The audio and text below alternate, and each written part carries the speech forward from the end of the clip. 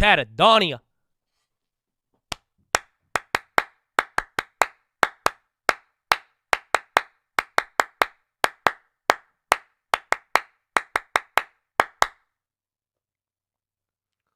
Oh. Yes, it's philo time, bro. And I'm excited for this philo, you know. I might be giving it to you a little too early, though. You know why? Because I gave y'all some for the end. You know what I'm saying? I gave y'all some for the end, but like the end of the quarter. But like, are y'all ready for this next quarter? Okay? That's it. I'm here for people who want to get ready for it. I don't know what you believe.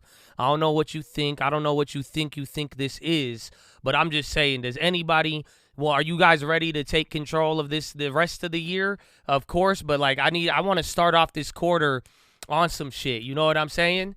You know what I'm saying? I'm trying to. I don't know if you're ready. You let me know, but that's kind of the theme of all of this.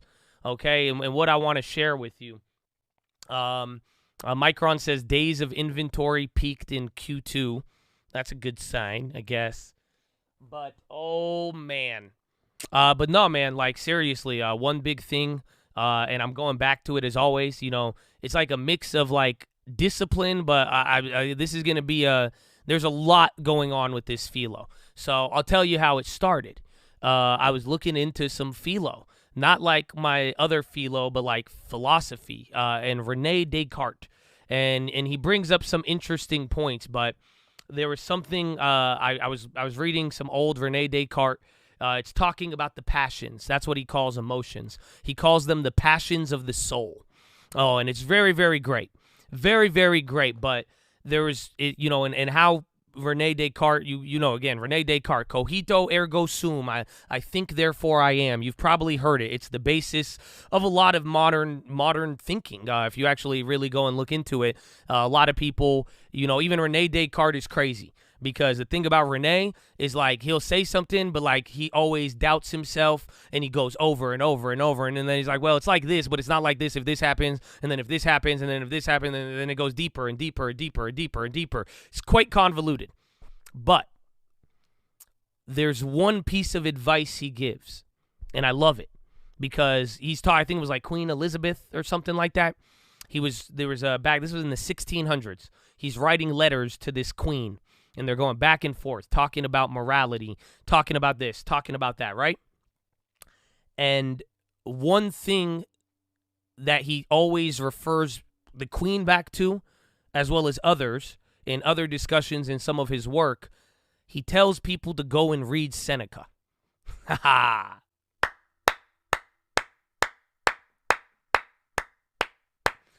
You know why I'm clapping?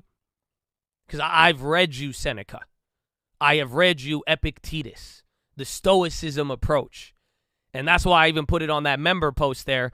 I said the philo of the day is just something to remember, is that you have to control what you can control. And that is like, it's funny because Descartes goes into some real deep shit. But it's funny how like when it comes down to practical advice, that's what he boils back down to. And controlling what you can control. And I don't know if people misinterpreted it, but like this is what Seneca even says.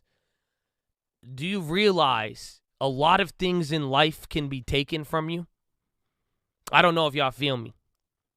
Oh, come on, Chad. You know that, right? Things can be taken from you. Ask Micron market makers. No, I'm kidding.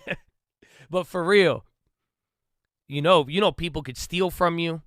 Somebody could take your life. Like a lot of things everything you have can be taken. But the funniest thing is that nobody can take away your attitude. That is the only thing that cannot be taken from you, Chad. You realize that. Things can happen to you. Things can be taken from you. But how you respond in your attitude towards anything, that is simply in your control at all times, 100% of the time, no matter what. It's a really crazy concept. Because if it does boil down, it's like that really is the only thing. So That's what I want to like really start this with. But then I'm telling you, this gets weird. This is what fucking happens if you go and read René, because you're gonna. This is all over the place. I'm telling you, it's all over the place. But he goes on and he talks about other stuff, and this one really just stood out. And he talks about the passions. These are emotions. And again, René is very important for separating the mind from the body. And the idea is the mind is separate from the body, but then he goes on to a very deep discussion about the union between the two. Even though they are separate, they work together as one. So I could give you, we could talk about this for days and go over a lot of it, but I like what he says in one little thing. And this is where you understand what is good and bad for you. And this is why I brought up discipline, because this is just where it comes down to. You know, actually, before I even give you some of the punchline, the thing you got to understand is why both discipline and really taking any control of this is, and like really understanding what is good, what is bad, the balance between the mind and the body, and letting them work together. There's something crazy about it, is because, and I'm going to just tell you this right now. I'm going to call some people out right now. If you do not figure out this separation, nor do you actually give it attention, my friend, you will be unproductive. And I don't mean that in a way like, get a side hustle, you're a piece of shit. No, that's not what I'm saying. I want you to genuinely look at this from your own perspective and just tell me that anytime you are thinking and worrying about things you cannot control, tell me it doesn't make you unproductive. Tell me that when you are worrying about this, it's called the unraveling ball of yarn. That you go through, you go to work with it, you go home with it, you take it everywhere you go. There's stuff you think about, whether it's in your control or not. It's like a ball of yarn, and you try to unravel it every time. And then what ends up happening is that if you don't find the answer to that anxiety, that stress, whatever it may be, that ball of yarn, it ends up leaving you with it. It's not fulfilled. And when you can't find it to be fulfilled, you become tormented by it. Or at the very least, you become unproductive, or even worse, you know what happens? You find something to replace it with. That is why, you know, I'm going to bring this example up, but don't get mad at me, because I love it. But I don't think that it all depends how you use it. And I only bring this up because it's an easy example for me personally. Video games. Boom. Right there. Some people, you unravel that barn of yarn, right? You're going back and forth between the emotions, the passions of life, unraveling this ball of yarn, focusing on something that is outside of your control. You're not able to get the fulfillment to be able to find the answer. It torments you, and then guess what happens? How do you get away from it? How do you cope with it? You distract yourself with another behavior. But that's why video games, I would do that when I remember I got a root canal. You know, I had fucked up teeth growing up. You know that? I would eat a lot of chocolate. I would eat a lot of candy. I would eat too much candy, and I got a root canal when I was younger. I got multiple root canals, right? And guess what I would do? I remember it vividly. I would tell my mom, I wouldn't even need a pain pill because I would just go play Halo. I don't know if you feel me on that. I'm telling you, if I'm in physical pain, you put me in front of a video game, my pain level goes down 70%, 80%. If I'm really into it. Napping counts. There's a lot of behaviors. I'm just using an easy example. So I don't know if you feel like you haven't been unproductive. If you feel like you've not been productive lately, maybe think about this unraveling ball of yarn. And maybe stop trying to unravel things that are outside of your control and letting it lead to a change in control of your attitude, which is in your control. You see, because then this is the point that he says. This is why you got to separate mind and body, but they do work together. And this is the problem that René Descartes had a problem with, because there's certain things of nature. You know, René is a big, big guy. in terms of the animal spirits. You know, a lot of philosophers, they recognize it's like your human nature, right? And animal spirits, right? That's why, honestly, like, y'all don't fucking get it. Like, Yosh is an animal spirit. I'm not saying I got some weird, like, demon shit like that. No. I'm saying it's like your reaction to stuff, right? It's like sometimes certain things come out. That's your animal spirit. Some people, I put you in a certain situation. Somebody says something to you. They say the right type of word. I put you in front of the right thing. I get you in front of the right girl. Whatever, something comes out of you, it's that animal spirit. You act a little bit. You act on something natural in you, right? I don't know. It's not a character I play. No, it's just sometimes naturally I will clap back at people. It's like, I don't know if it's like territorial, but it's like, come on, it's like, what, you want to beef? Some of us have it in us. Some of us have fight or flight. I would say Yosh is my animal spirit of fight. You want to fight? Let's go, run it. Some people it's flight. Some people it's run away. There's a lot of things. But yeah, ego more or less. And it does boil down to that. But this is what he talks about is his animal spirits. And things come out naturally. And guess what? It's not bad all the time. You're right. This is now where the Christian logic and a lot of things, this is where people get like worked up on it, because that's where like some people like, no, it's bad, right? And this is where some people don't even want to read the Bible because they feel like the Bible was telling them that all of these natural things that God even created is going against them, right? And they're saying, well, why would it be bad if I do this? Well, why, if it was natural, you know what I'm saying? And that's where people kind of slip up a little bit on this. But Descartes says these things aren't bad. But if you don't have any sort of limit or discipline or hierarchy to be able to say this is good or this is bad, this is my limit towards it, that is where it becomes a problem. That is where the balance gets out of whack. That is where the mind begins to affect the body, or the body will again affect the mind. So this is what he says, and this is what he loves, and I like it because I hope it keeps it in mind for you with the passions, because that's it, the emotions, the spirits, right? These are he calls them passions. It's a great way to look at emotions. The passions of the soul is what it is called. But he says you got to separate them, and the whole point is to understand where they're not all bad, but there is a relationship. And with that relationship, sometimes what's good for the body is not good for the soul. And what is good for the soul is not good for the body. Oh, I don't know if y'all feeling me on this one. Oh, you got to add? Do I have to wait now? Should I give him a couple of seconds? Is this awkward now? This is getting kind of awkward. I want you to think about that if you heard it, though. We'll wait for everybody else to come back. We'll give them a second. That's very deep. I know. That's why I love it. And that's why I want to share it with you. So that, you know, like I'm saying, this is all about discipline. Like, I want you to have discipline on what you think is good for you. I'm not telling you what's good or bad for you.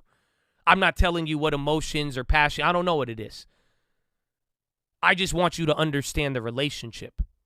Oh, y'all don't feel me, Chad. That's y'all. Some of y'all don't know what you think I'm doing, what you think I'm telling you with all that. You know what I'm saying? I don't care what you make that decision yourself, young man, young lady, old man, whatever you want. I just want you to understand the relationship between the two. That's all. You figure out your limit, whatever you think is good, bad, but I do want you to understand that this is how it works.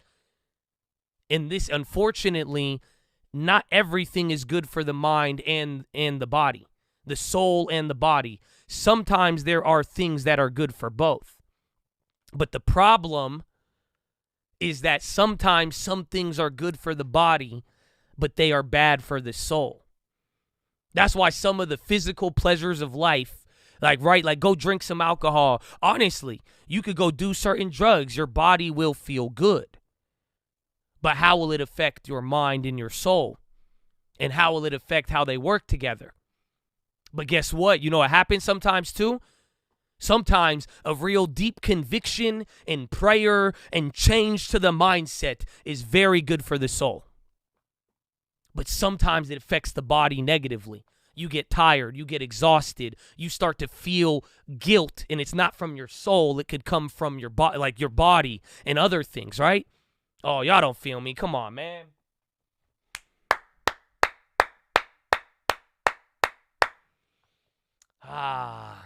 So this is something to think about.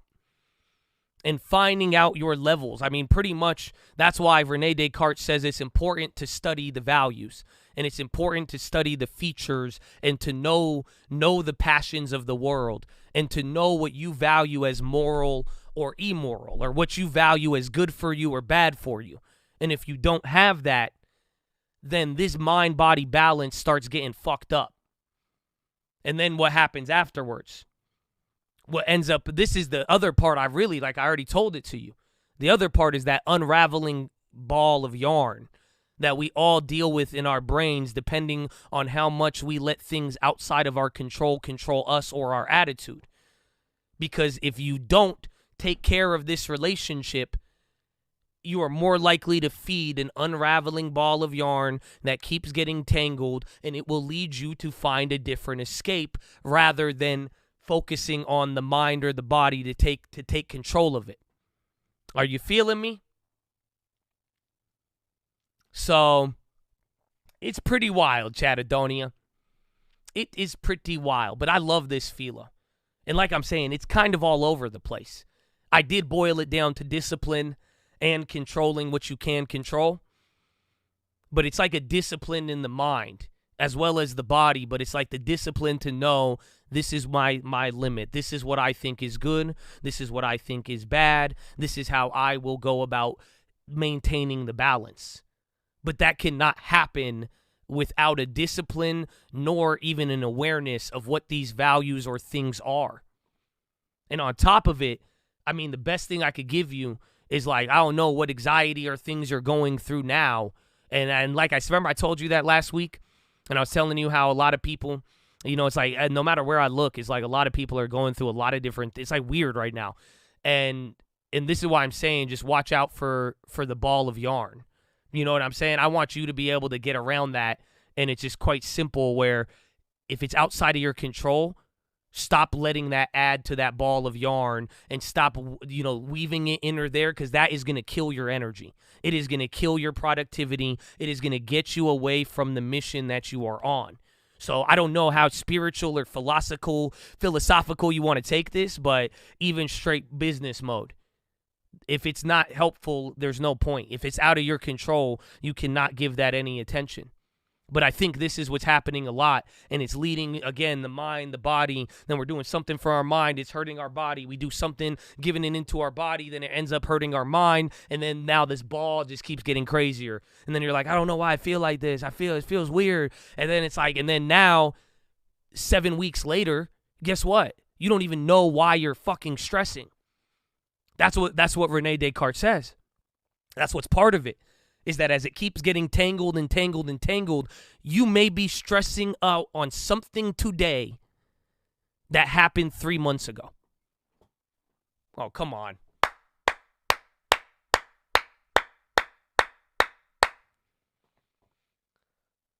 Do you understand that? Do you see what I'm saying?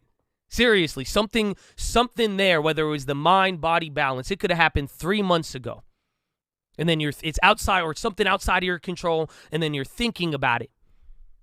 And then you didn't really answer it, and then it goes with you to work, and then you come home, you go make your trades, and then back of your mind you get a little bit of free time.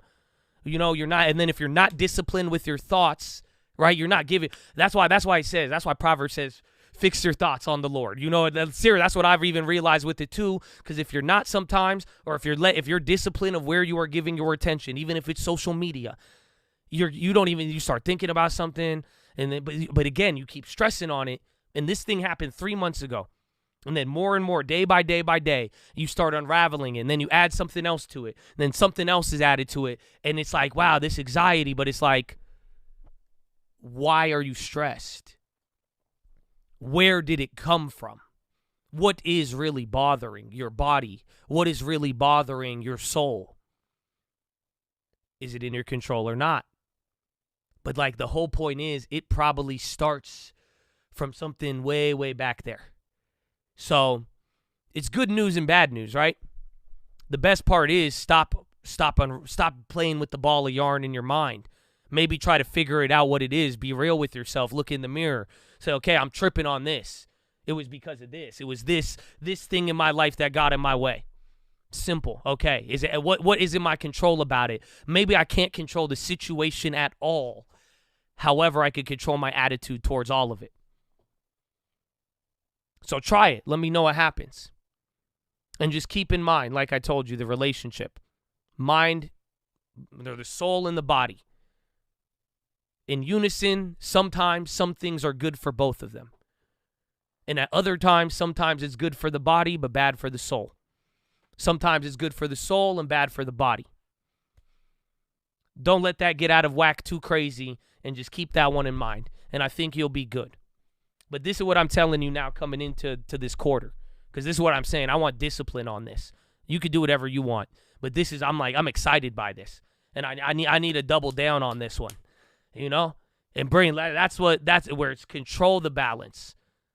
Don't give the energy to the things that are not going to get you there. Why add to this ball of yarn when all we can control is our attitude? There will be things outside of it. That's the beauty of it, because I know a lot of people in here, myself included, we have skills and abilities and talents, and we could do things. And it's not as if we are hopeless individuals with zero control over our lives. But just boil it down even with your attitude, and you will be good. And find a way to get in control of this and say, this is my limit, this is my discipline, and I'm going to feed those things that are good for it. And then instead of, getting unproductive and wasting my time on the things that are bothering my body and mind and doing this, I will change the attitude. Or I will at least focus on setting a limit to what is good or bad for me.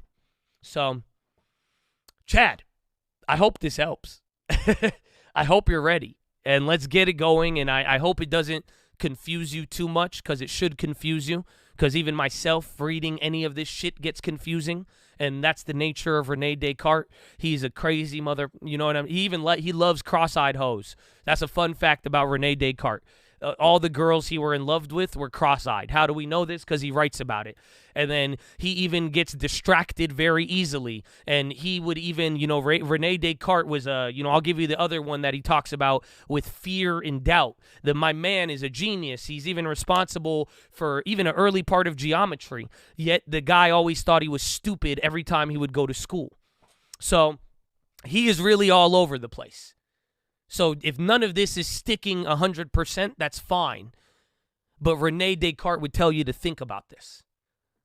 So just give it a thought. Maybe listen back again. Let me know what you think.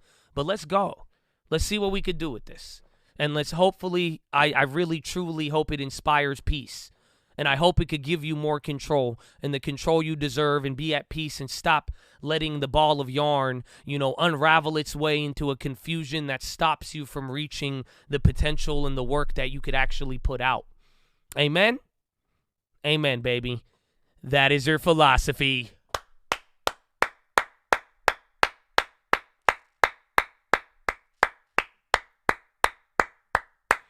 Woo!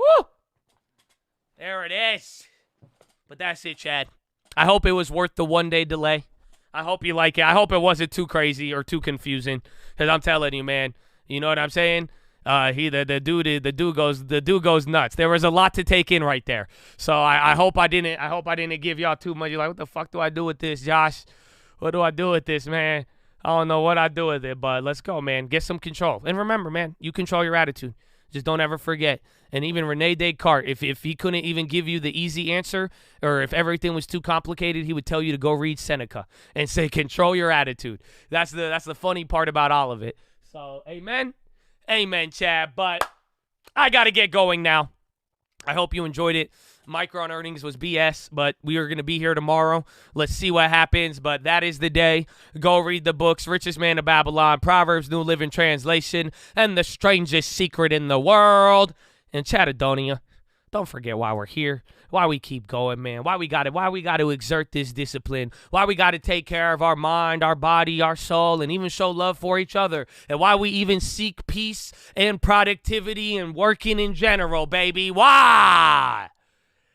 Finger to the sky, baby. To God be the glory, and through the grace of God alone. Amen. Amen.